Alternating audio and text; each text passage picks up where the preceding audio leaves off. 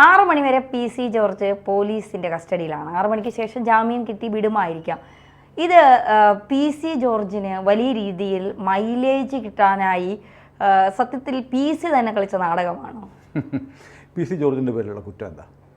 മതസ്പർദ്ധ വളർത്തി. എന്താണ് മതസ്പർദ്ധ എന്ന് പറഞ്ഞത്? ഇപ്പോൾ മതസ്പർദ്ധ എന്ന് പറഞ്ഞാൽ ക്ലിയർ ആയിട്ട് എനിക്കറിയില്ല. ഒരു സ്പർദ്ധ എന്ന് പറഞ്ഞാൽ നീരസം, ഇഷ്ടക്കേട് അല്ലേ? അതെ. ഏതെങ്കിലും ഒരു മതത്തിന് മറ്റൊരു മതത്തിനോട് ഇഷ്ടക്കേട്, ശത്രുത, വൈരാഗ്യം ഉണ്ടാക്കുന്ന തരത്തിലുള്ള പ്രവൃത്തിയാണ് മതസ്പർദ്ധ വളർത്തൽ. PC ജോർജ് എന്താ ചെയ്തത്?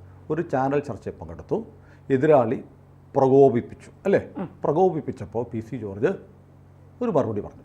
ഇനിയിപ്പോൾ നോക്കട്ടെ, ഒരാൾ ചാനൽ ചർച്ചയിൽ വന്നിരുന്ന് പറയുകയാണ് ഹിന്ദുക്കൾ മുഴുവൻ അക്രമകാരികളാണ് എന്ന് പറഞ്ഞാൽ മതസ്പർദ്ധ ഉണ്ടാകും? ഇല്ല. അതാ ചാനൽ ചർച്ചയിൽ ഹിന്ദുക്കളെ ആക്ഷേപിച്ചെന്ന് വേണേൽ പറയാം. ഹിന്ദുക്കൾ മുഴുവൻ അക്രമകാരികളാണെന്ന് പറഞ്ഞാൽ അതൊരു ഹിന്ദുക്കളെ ആക്ഷേപിച്ചു എന്ന് പറയാം. അത് മതസ്പർദ്ധയാവുന്ന എങ്ങനെയാ?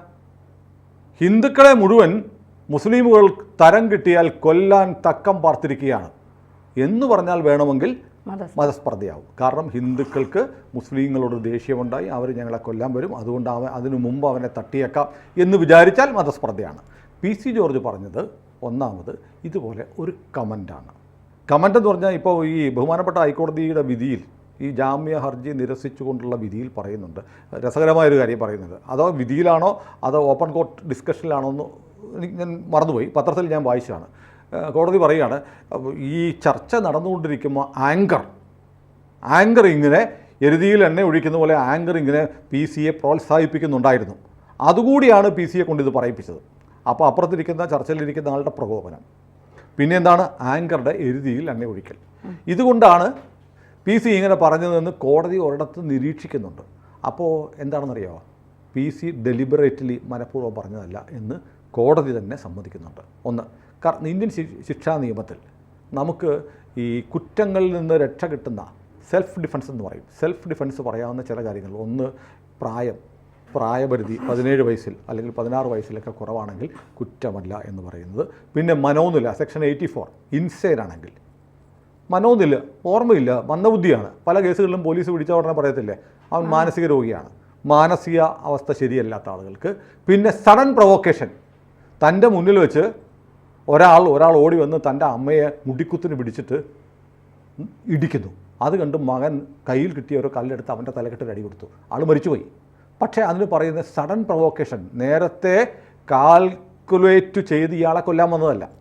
അപ്പോൾ ആക്ടസ് റിയൂസ് ആൻഡ് മെൻസ് എന്നൊരു ക്രിമിനൽ നിയമത്തിൽ പറയും. ഇന്ത്യൻ ശിക്ഷാ നിയമത്തിൽ ലോകത്തെമ്പാടത്തുള്ള ക്രിമിനൽ നിയമങ്ങളിൽ ഒരു കുറ്റകൃത്യം, ആക്ടസ് റിയൂസ് എന്ന് പറയും, ഒരു കുറ്റകൃത്യം നടക്കണമെങ്കിൽ മെൻസ് വേണം. മെൻസ് എന്ന് പറഞ്ഞാൽ കുറ്റകരമായ മനോനിലയുണ്ടെങ്കിലേ ഒരു ആക്ടസ് റിയൂസ്, ഒരു കുറ്റകൃത്യം ഉണ്ടാകത്തുള്ളൂ. ഒരു കുഞ്ഞിന് ഒരു കെട്ടിടത്തിന് തീ പിടിച്ച കെട്ടിടത്തിൽ നിന്ന് ആ കെട്ടിടത്തിൽ ഒരു കുട്ടിയുണ്ട്, ഒരാൾ രക്ഷിക്കാൻ വേണ്ടി അകത്ത് കയറിയ ആൾ ആ കുഞ്ഞിനെ എടുത്ത് താഴത്തോട്ടിട്ടു. എന്തിനാണ്? കുഞ്ഞിനെ രക്ഷപ്പെടുത്താൻ വേണ്ടിയിട്ടാണ്. പക്ഷേ കുഞ്ഞ് താഴെ എടുത്തിട്ട വഴി കുഞ്ഞ് തലയടിച്ച് വീണ് മരിച്ചുപോയി. അതിനകത്തൊരു കുറ്റകരമായ മനോഭാവം ഉണ്ടോ? തീ പിടിച്ച കെട്ടിടത്തിലേക്ക് ആളുകളെ രക്ഷപ്പെടുത്താൻ വേണ്ടി ഇയാൾ ഓടിക്കയറി 2-3 പുള്ളി പലരെ എടുത്ത് ഇതുപോലെ താഴത്തോട്ടിട്ടു, ഒരാൾ മരിച്ചുപോയി, ഒരു കുഞ്ഞാണ് മരിച്ചുപോയത്. അതുകൊണ്ട് അയാളെ ശിക്ഷിക്കാൻ പറ്റില്ല, കാരണം മെൻസറിയായില്ല. അതേസമയം ഒരാൾ മനഃപൂർവ്വം ഒരു നഴ്സറി സ്കൂളിൽ നടക്കുന്ന മുകളിലത്തെ നിലയിലുള്ള കെട്ടിടത്തിലേക്ക് കയറിയിട്ട് ഒരു കുച്ചിനെ എടുത്ത് താഴത്തോട്ട് വലിച്ചെറിഞ്ഞാലോ അയാൾക്ക് മനഃപൂർവ്വം ഈ കുറ്റകൃത്യം ചെയ്യാനുള്ള ഉദ്ദേശമുണ്ടായിരുന്നു. അപ്പോൾ ഒരു പ്രധാനപ്പെട്ട ഒരു ഫാക്ടറാണ് മെൻസറിയ ഉണ്ടായിരിക്കുക എന്നുള്ളത്. PC ജോർജിൻ്റെ കാര്യത്തിൽ മെൻസറിയ ഉണ്ടായിരുന്നില്ല, അതായത് കുറ്റകരമായ ഒരു മനോഭാവം ഉണ്ടായിരുന്നില്ല. ഒരു സഡൻ പ്രൊവോക്കേഷൻ വന്നപ്പോൾ പുള്ളി പറഞ്ഞു ഒന്നത്. രണ്ടാമത്തത് മതസ്പർദ്ധ എന്ന് പറഞ്ഞാൽ ഏതെങ്കിലും ഒരു മതത്തിൽപ്പെട്ട ആളുകൾ കുറ്റവാളികളാണെന്ന് പറഞ്ഞാൽ മതസ്പർദ്ധ നിലനിൽക്കില്ല. 153A ആപ്ലിക്കബിൾ അല്ല. മനസ്സിലായില്ലേ? ഇത് വളരെ കൃത്യമായി ഹൈക്കോടതിക്കും മനസ്സിലായിട്ടുണ്ട്. ഹൈക്കോടതിയിൽ പ്രധാനപ്പെട്ട 3 കേസുകളുടെ ജഡ്ജ്മെൻറ്റുകൾ പ്രതിഭാഗം PC ജോർജിൻ്റെ അഭിഭാഷകൻ P. വിജയപാൽ, കേരളത്തിലെ ഏറ്റവും ലീഡിംഗ് ക്രിമിനൽ ലോയർമാരിൽ ഒരാളാണ്, അദ്ദേഹം ഹാജരാക്കി. സുപ്രീം കോടതി വിധിയൊക്കെ വായിച്ചു. എന്നിട്ട് കോടതി പറഞ്ഞു PC ജോർജിന് ജാമ്യമില്ല. സുപ്രീം കോടതി പറഞ്ഞിരിക്കുന്നത് എന്ത് സാഹചര്യം വന്നാലും ഒരാൾക്ക് എങ്ങനെ ജാമ്യം കൊടുക്കാമെന്നാണ് നോക്കേണ്ടതെന്ന് സുപ്രീം കോടതി പല തവണ ബെയിൽ ഈസ് റൈറ്റ് എന്ന്, ജയിൽ ഈസ് എക്സെപ്ഷണൽ, ഒഴിവാക്കാനാവാത്ത സാഹചര്യത്തിൽ മാത്രമേ ഒരാളെ ജയിലിലേക്ക് അയക്കാവുള്ളൂ. അല്ലാത്ത കാര്യങ്ങളിൽ ജാമ്യം കൊടുത്തിരിക്കണമെന്ന് സമീപകാലത്ത് സുപ്രീം കോടതി പറയുകയും ഡൽഹി ഇലക്ഷനിൽ ഇൻ്റലിജൻസ് ബ്യൂറോയുടെ ഉദ്യോഗസ്ഥനെ ഡൽഹി കലാപകാലത്ത് കാനയിൽ ചവിട്ടി താഴ്ത്തി കൊന്ന കേസിലെ പ്രതിയോട് പോലും ജാമ്യത്തിലിറങ്ങി ഇലക്ഷന് മത്സരിക്കാൻ സുപ്രീം കോടതി പറഞ്ഞു. സുപ്രീം കോടതിയുടെ സ്ഥാനാർത്ഥിയായിരുന്നു. 2 സ്ഥാനാർത്ഥികളുണ്ടായിരുന്നു സുപ്രീം കോടതിക്ക്. ഒന്ന് അരവിന്ദ് കെജ്രിവാൾ സുപ്രീം കോടതിയിലെ സ്ഥാനാർത്ഥിയായിരുന്നു. സുപ്രീം കോടതിയാണല്ലോ കെജ്രിവാൾ എനിക്ക് ജാമ്യം വേണ്ടതെന്ന് പറഞ്ഞാൽ അല്ല ഇരിക്കട്ടെ കൊണ്ടുവെക്കോ എന്നും പറഞ്ഞ് സുപ്രീം കോടതി സ്വമേധയാ ജാമ്യം കൊടുത്താണ് കെജ്രിവാളിനെ പണ്ടുവിട്ടത്. അതുപോലെ ഈ പറയുന്ന കേസിൽ അയാളുടെ പേര് ഒരു മുസ്ലിം പേരുകാരനാണ്. ഡൽഹി കലാപത്തിലെ ഇൻ്റലിജൻസ് ബ്യൂറോ ഉദ്യോഗസ്ഥനെ കൊന്ന കേസിലെ പ്രതി. അയാൾക്കും ജാമ്യം കൊടുത്ത് മത്സരിക്കാൻ വിട്ടു. അയാളും തോറ്റുപോയി. ജനങ്ങൾ പറഞ്ഞു നീ MP MLA ഒന്നും ആവണ്ട, നീ ജയിലിൽ കിടന്നാൽ മതി എന്ന് പറഞ്ഞ് ജാമ്യം കഴിഞ്ഞ് വീണ്ടും ജയിലിൽ കയറിയിട്ടുണ്ട്. അപ്പോൾ ഏത് കേസിലും എങ്ങനെയെങ്കിലും ജാമ്യം കൊടുത്തിരിക്കണമെന്ന് സുപ്രീം കോടതി വിധിയുണ്ട്. അതും ഹൈക്കോടതിക്കറിയാം. ഹൈക്കോടതി എന്നിട്ടും കൊടുത്തില്ല. എന്നിട്ട് ഹൈക്കോടതി പറഞ്ഞിരിക്കുന്നതെന്നറിയാമോ? മുൻപ് ഇതുപോലത്തെ സംഭവം ഉണ്ടായപ്പോൾ ഇനിമേലിൽ താൻ ഇത്തരം പ്രസ്താവനകൾ നടത്തില്ല എന്ന് ജോർജ് ഒരു ഉറപ്പ് കൊടുത്തിട്ടുണ്ടായിരുന്നു. ആ ഉറപ്പ് ലംഘിച്ചു. അതുകൊണ്ട് ജാമ്യമില്ല. ഒരു കാരണം കണ്ടുപിടിക്കുക. ജാമ്യം കൊടുക്കാതിരിക്കാൻ ഒരു കാരണം കണ്ടുപിടിച്ചു എന്ന് പറഞ്ഞാൽ അത് വളരെ കൃത്യമാണ്. അങ്ങനെയാണ് ചെയ്തത്. കഴിഞ്ഞ ദിവസം ഇതേ കേസിൽ ഒരു പോക്സോ കേസ് വന്നു. പോക്സോ കേസിൽ 71 വയസ്സുള്ള ഒരാൾ വന്നു ഇതേ കോടതിയുടെ മുമ്പാകെ. അയാൾക്ക് ജാമ്യം കൊടുത്തു. നോക്കൂ, ജാമ്യം കൊടുക്കേണ്ടത് ഒരാൾക്ക് എങ്ങനെയെങ്കിലും ജാമ്യം കൊടുക്കേണ്ടത് കോടതികളുടെ ഉത്തരവാദിത്തമാണെന്നുള്ള സുപ്രീം കോടതി വിധിയുടെ അടിസ്ഥാനമാക്കി ആണ് ഈ പോക്സോ കേസിലെ പ്രതിക്ക് ജാമ്യം കൊടുത്തത്. അയാൾക്ക് 71 വയസ്സ്, PC ജോർജിന് 74 വയസ്സ്. രാഷ്ട്രീയ പ്രവർത്തകരാണ്. ഒരു ചാനൽ ചർച്ചയിൽ അദ്ദേഹത്തിൻ്റെ വാവിട്ട പ്രയോഗം ഉണ്ടായി എന്ന് പറയാം. അദ്ദേഹം അതിന് ഖേദവും പറഞ്ഞു പരസ്യമായി. അദ്ദേഹത്തിന് ജാമ്യമില്ല. അപ്പോൾ ഈ കേസ് ആളുകൾ മനസ്സിലാക്കേണ്ട ഒരു കാര്യമുണ്ട്. കാരണം ചിലപ്പോൾ ചില ആളുകൾക്ക് ചില വാശിയാണ്. ഇവനെ 2 ദിവസം അകത്തിട്ടാൽ മതി, അകത്തിട്ടേ പറ്റുള്ളൂ, അതിന് വേണ്ടിയിട്ട് ഞാൻ ഇങ്ങനെയൊക്കെ ചെയ്യുമെന്ന് ശടിക്കുന്ന ആളുകൾ പോലീസിലുണ്ട്, രാഷ്ട്രീയത്തിലുണ്ട്, നിയമ സംവിധാനത്തിലും ഉണ്ടായിരിക്കാം. അല്ലെങ്കിൽ പിന്നെ ജോർജിൻ്റെ ജാമ്യം നിഷേധിച്ചുകൊണ്ടുള്ള ഹൈക്കോടതി വിധിയോട് എനിക്ക് വ്യക്തിപരമായി യോജിപ്പില്ല. കാരണം ഞാൻ നിയമം പഠിച്ച ഒരാളാണ്.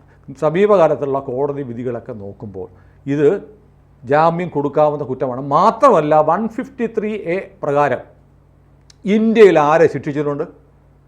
ഇന്ത്യയുടെ ചരിത്രത്തിൽ സ്വാതന്ത്ര്യ ലബ്ധിക്ക് ശേഷം 153A എന്നുള്ള വകുപ്പ് പ്രകാരം ഒരൊറ്റയാളെ ഇന്ത്യ ശിക്ഷിച്ചിട്ടില്ല. എന്ന് പറഞ്ഞാൽ ശിക്ഷിക്കപ്പെടാൻ ഒരു സാധ്യതയുമില്ലാത്തൊരു കേസാണ് അല്ലേ? അത്തരം ഒരു കേസ് ജോർജിൻ്റെ പേരിൽ ആരോപിക്കപ്പെടുമ്പോൾ അതിനെ അതേ തരത്തിൽ കോടതികൾ കാണണ്ടേ? അപ്പോൾ ജോർജിനെ ഒന്ന് അകത്തിടണം എന്നുള്ള ചിലരുടെയൊക്കെ ആഗ്രഹം. പിന്നെ കോടതികളും ചില മുൻവിധികളുണ്ട്. കോടതി പറയുകയാണ് ജോർജ് രാഷ്ട്രീയ പ്രവർത്തകനാണ്, രാഷ്ട്രീയ പ്രവർത്തകനാകാൻ ജോർജ് അൺഫിറ്റാണ്, അയോഗ്യനാണ് എന്ന് കോടതിയുടെ ഒരു പരാമർശമുണ്ട് ഈ ജാമ്യം തള്ളിക്കൊണ്ടുള്ള വിധിയിൽ. കോടതിയുടെ സർട്ടിഫിക്കറ്റ് വേണം ഒരാൾക്ക് രാഷ്ട്രീയത്തിൽ പ്രവർത്തിക്കാൻ? എന്താണ് രാഷ്ട്രീയ പ്രവർത്തകരായിരിക്കാൻ വേണ്ടി കോടതികൾ കാണുന്ന മാനദണ്ഡം എന്താണ്? കോടതിയാണോ തീരുമാനിക്കുന്നത് ഒരാൾ രാഷ്ട്രീയക്കാരനായിരിക്കണം, ഒരു രാഷ്ട്രീയക്കാരൻ എന്ത് പറയണം? നിങ്ങൾ രാഷ്ട്രീയക്കാരൻ പറയുന്നത് വാക്കിനകത്ത് കുഴപ്പമുണ്ടെങ്കിൽ നിങ്ങൾ ഡിഫമേഷൻ ഫയൽ ചെയ്യട്ടെ, അതല്ലേ വേണ്ടത്. അല്ലാതെ 153A എന്ന് പറയുന്ന പ്രാകൃതമായ ഇന്ത്യയിൽ ഒരാളെപ്പോലും സ്വാതന്ത്ര്യം കിട്ടിയതിന് ശേഷം ശിക്ഷിച്ചിട്ടില്ലാത്തൊരു നിയമത്തിൻ്റെ പേര് പറഞ്ഞ് PC ജോർജിന് ജാമ്യം നിഷേധിച്ച നടപടി തെറ്റാണ്. അത് ഹൈക്കോടതി അങ്ങനെ പറഞ്ഞാൽ സുപ്രീം കോടതി ചെല്ലുമ്പോൾ PC ജോർജിൻ്റെ ജാമ്യം എന്താവും നമുക്ക് കണ്ടു നോക്കാം. കാരണം ഇന്ത്യയിൽ ഇതേ നിയമം പഠിച്ചിരിക്കുന്ന ആളുകളാണല്ലോ സുപ്രീം കോടതിയിലുള്ളത്. സുപ്രീം കോടതി വിധിയാണ് കീഴ്ക്കോടതികൾക്ക് ആപ്ലിക്കബിളെങ്കിൽ 3 ജഡ്ജ്മെൻറ്റുകൾ PC ജോർജിൻ്റെ കേസിൽ PC ജോർജിൻ്റെ അഭിഭാഷകൻ ഹാജരാക്കി. ഇത് നിൽക്കില്ല. ഒരാൾ അതിലൊരു കേസ് വളരെ രസകരമാണ്. പഞ്ചാബിലാണ്. പഞ്ചാബിലൊരു സിഖുകാരൻ ഒരു കവലയിൽ ഇറങ്ങി നിന്നിട്ട് വാളൂരി അയാളുടെ കൃപാൺ ഊരിയിട്ട് മൊത്തം ആളുകളൊക്കെ വാളൊക്കെ ചുരുട്ടി എല്ലാവരും ഭീഷണിപ്പെടുത്തി. എന്നിട്ട് പറഞ്ഞു ഈ പഞ്ചാബിൽ സിഖുകാരല്ലാത്ത ഒറ്റ ഡാഷ് മക്കളും കണ്ടുപോകരുത്, എല്ലാവരും പൊക്കോണം, എല്ലാത്തിനും ഞാൻ കൊല്ലും എന്ന് പറഞ്ഞപ്പോൾ പോലീസ് ഒന്നുകൾ പിടിച്ചുകൊണ്ട് പോയി. മതസ്പർദ്ധ ഉണ്ടാക്കി. അതിനകത്തുകൊണ്ട് വേണമെങ്കിൽ പറയാം സിഖുകാരോട് ഇതര മതവിഭാഗങ്ങൾക്ക് സ്പർദ്ധ ഉണ്ടാക്കാൻ പറ്റുന്ന പ്രയോഗം നടത്തി. സിഖല്ലാത്തവനുണ്ടെ തട്ടിക്കളയുമെന്ന് പറഞ്ഞേ. ജോർജ് അങ്ങനെയൊന്നും പറഞ്ഞില്ല. ആ കേസിൽ സുപ്രീം കോടതി പറഞ്ഞു ഇതിനകത്ത് എന്ത് സംഭവിച്ചു? ഒരുത്തരവിടെ നിന്ന് പറഞ്ഞു അതിന് ആർക്കെങ്കിലും എന്തെങ്കിലും പറ്റി? പോലീസ് വന്ന് അവൻ വാളും വീശിക്കൊണ്ട് നിന്നു. അവൻ വിചാരിച്ച സിഖുകാരല്ലാത്ത പഞ്ചാബിലെ മുഴുവൻ ആളെല്ലാം കൊല്ലാൻ പറ്റുമോ? ഇല്ല. അപ്പോൾ ഇയാളുടെ ഒരു വലിയ വികല്പം, ഒരു വിടുവായത്തരം കേട്ട് അയാളെ പോലീസ് ഒരു പ്രിവെൻറ്റീവ് ആക്ഷൻ എന്ന നിലയിൽ കൃപാണും വാളും ഒക്കെ ആയിട്ട് നിന്നവനെ പിടിച്ചുകൊണ്ട് പോയി അറസ്റ്റ് ചെയ്തു. ഒരു ക്രൈം ഉണ്ടാകുന്ന സാഹചര്യം ഒഴിവാക്കി. അല്ലാതെ ഇയാൾ പഞ്ചാബിലെ ഹിന്ദുക്കളെയും മുസ്ലിങ്ങളെയും ക്രിസ്ത്യാനികളെയും മുഴുവൻ പേരെയും കൊന്നുകളയും എന്ന് കരുതുന്നതിൽ ഒരു അർത്ഥമില്ല എന്ന് പറഞ്ഞിട്ട് സുപ്രീം കോടതി തള്ളിയിരുന്നു. ആ കേസിൻ്റെ വിധി വരെ കോട്ട് ചെയ്തിട്ടാണ് പി സി ജോർജിന് ജാമ്യം കൊടുക്കണമെന്ന് പറഞ്ഞു. അപ്പോൾ പി സി ജോർജിന് ജാമ്യം കൊടുക്കാതിരുന്ന നടപടി അത്ര ശരിയാണെന്ന് തോന്നുന്നില്ല. ബഹുമാനപ്പെട്ട ഇന്ത്യയിലെ സുപ്രീം കോടതി പറഞ്ഞിരിക്കുന്നത് ബെയിൽ എന്ന് പറയുന്നത് ഒരാൾക്ക് ജാമ്യം കിട്ടുക എന്ന് പറയുന്നത് അയാളുടെ അവകാശമാണ്. ഗുരുതരമായ കുറ്റകൃത്യങ്ങളാണ്. ഇപ്പോൾ ബലാത്സംഗ കേസാണെങ്കിൽ ജാമ്യം ഇറങ്ങിയ, അല്ലെങ്കിൽ ഒരു അധികാരത്തിലിരിക്കുന്ന ഒരാൾ ഒരു കുറ്റകൃത്യം ചെയ്തു, അയാൾ ജാമ്യത്തിൽ ഇറങ്ങിയ തെളിവ് നശിപ്പിക്കാം എന്ന് പറയും. ഇത് പി സി ജോർജിനെതിരെ തെളിവ് നശിപ്പിക്കാനൊന്നും പറ്റുകയില്ല. പി സി ജോർജ് സംസാരിച്ചത് ഓൺ എയർ ഇപ്പോഴും ഉണ്ട് അല്ലേ, ഡോക്യുമെൻ്റ് ആയിട്ട് ആ വീഡിയോ ഉണ്ട്. അപ്പോൾ പി സി ജോർജിന് ഒരു തരത്തിൽ തെളിവ് പോലും നശിപ്പിക്കാൻ പറ്റില്ല. 153A പ്രകാരം ഇന്ത്യയിൽ ഒരുത്തനെ പോലും ശിക്ഷിച്ചിട്ടുമില്ല. ഒരുത്തനെ പോലും ശിക്ഷിക്കാൻ കൽപ്പുള്ള നിയമമല്ല 153A. അത് ജഡ്ജിക്കറിയാം.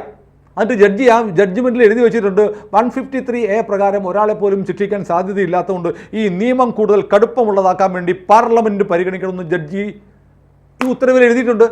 അപ്പോൾ പിന്നെ ജഡ്ജി എന്താ ജാമ്യം കൊടുക്കാഞ്ഞത്? ന്യായമായ ചോദ്യമല്ലേ? അപ്പോൾ നീതിപീഠത്തിൻ്റെ കാര്യത്തിൽ നീതിപീഠത്തിനും ചിലപ്പോൾ ചില ആളുകളൊക്കെ സന്തോഷിപ്പിക്കണമെന്ന് തോന്നി എന്ന് ആരെങ്കിലും പറഞ്ഞു പോയാൽ അവരെ കുറ്റം പറയാൻ പറ്റില്ല. നമ്മളങ്ങനെ പറയുന്നില്ല കേട്ടോ, നമ്മൾ പറഞ്ഞിട്ടില്ല. ഏതായാലും ഇതൊക്കെയാണ് പി സി ജോർജിൻ്റെ കേസിൽ സംഭവിച്ചിരിക്കുന്നത്. അത് ആളുകൾ ചിന്തിക്കട്ടെ. കോടതികൾ ചെയ്യേണ്ടത് ആരെയെങ്കിലും തൃപ്തിപ്പെടുത്താനുള്ള വിധികൾ ഞങ്ങൾ പുറപ്പെടുവിക്കുന്നു എന്ന് മറ്റുള്ളവർക്ക് തോന്നാതിരിക്കുക എന്നതുകൂടി വളരെ പ്രധാനപ്പെട്ടതാണ്.